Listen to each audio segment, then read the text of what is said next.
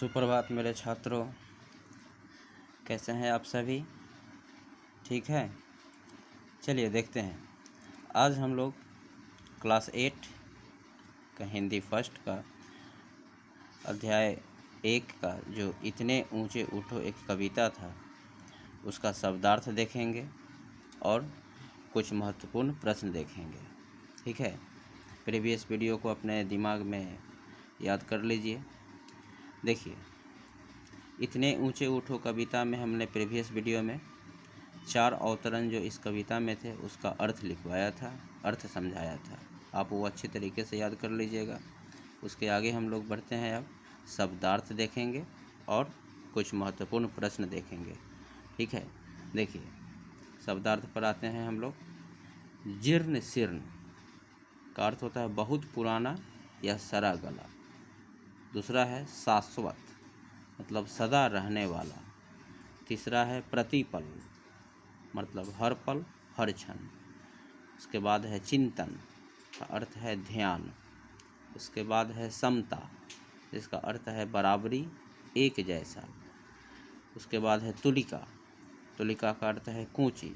जैसे कोई painter colour paint करने के लिए वो एक ब्रश का प्रयोग करता है, हम लोग समझ सकते हैं उस प्रकार से कूंची, तुलिका।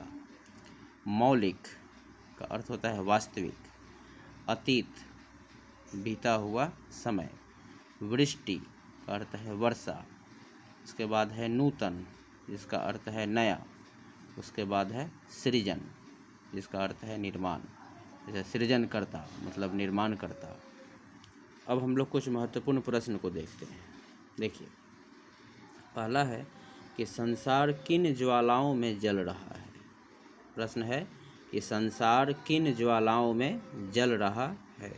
इसका उत्तर है कि यह संसार जाति भेद, मतलब जाति पाति जात पात मानना, जाति भेद, धर्म वेश, मतलब धार्मिक, जो कभी कभी धर्म के नाम पर जो युद्ध होने लगते हैं, ठीक है, उससे संबंधित है। धर्म वेश, काले गोरे, रंग और द्वेष।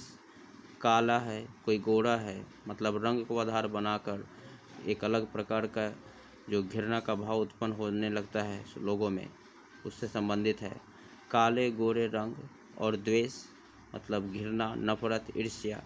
अगर कोई प्रगति कर रहा हो, बहुत ज़्यादा उन्नति करता हो, तो उसको देखकर लोग जलने लगते हैं। ईर्ष्या का भाव आपस में लोगों को आपस में बहुत फैल जाता है। तो देखिए, यह संसार जाति भेद, धर्म वेश, काले गोरे रंग और द्वेष की ज्वालाओं में जल रहा है। ठीक है। दूसरा देखते हैं कि नए हाथ, नई तुलिका और नए राग का क्या अर्थ है। 3 चीज़ें इसमें, नए हाथ, नई तुलिका और नए राग। देखिए, उत्तर है कि नए समाज के निर्माण में, नए समाज के निर्माण में नए हाथ का अर्थ नए लोग, अर्थात नवयुवक। नवयुवक के पास नई नई सोच होती है। दोबारा देख लेते हैं। नए समाज के निर्माण में नए हाथ का अर्थ नए लोग, अर्थात नवयुवक हैं। नई तुलिका का अर्थ नए प्रकार की कूंची से है, जिससे कि सभी पुरानी कुप्रथाओं को समाप्त कर नई और अच्छी प्रथाओं को नए रंग में भरने से है। ठीक है। कूंची का अर्थ, तुलिका का अर्थ हमने बता दिया था, कूंची। देखिए, और नए राग का अर्थ समाज में नई आवाज़ से है, जिससे सभी का कल्याण हो सके। ठीक है। नए हाथ, नई तुलिका और नए राग का यही अर्थ है। आगे देखते हैं कि कवि ने मौलिक किसे कहा है। मौलिक का अर्थ क्या होता है? वास्तविक। देखिए, मौलिक, वास्तविक।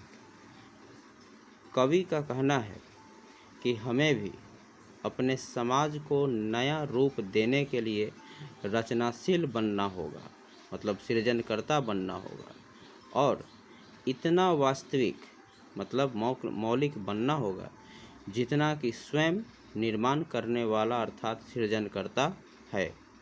ठीक है। कवि ने मौलिक किसे कहा है? तो हम लोग साधारण शब्दों में कह सकते हैं कि कवि ने मौलिक आज के नवयुवकों को ही कहा है। वह तो एक वाक्य का उत्तर होगा। और कुछ व्याख्यात्मक रूप में हम लोगों ने लिखा कि कवि का कहना है कि हमें भी अपने समाज को नया रूप देने के लिए रचनाशील बनना होगा और इतना वास्तविक बनना होगा जितना कि स्वयं निर्माण करने वाला अर्थात सृजनकर्ता है। ठीक है, आगे हम लोग देखते हैं। देखिए अगला प्रश्न है कि जीर्ण शीर्ण का मोह कैसा है। जीर्ण शीर्ण का मोह कैसा है। जीर्ण शीर्ण का अर्थ क्या होता है? पुराना, सड़ा गला। तो देखिए जीर्ण शीर्ण का मोह हमें अतीत में हुई बुरी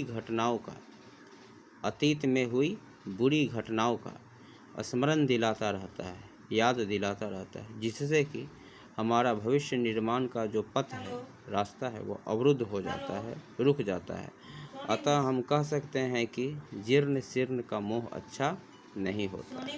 तो आज के लिए इतना ही। मिलते हैं हम लोग नेक्स्ट वीडियो में और इस पाठ्य पुस्तक के प्रश्न को लेकर।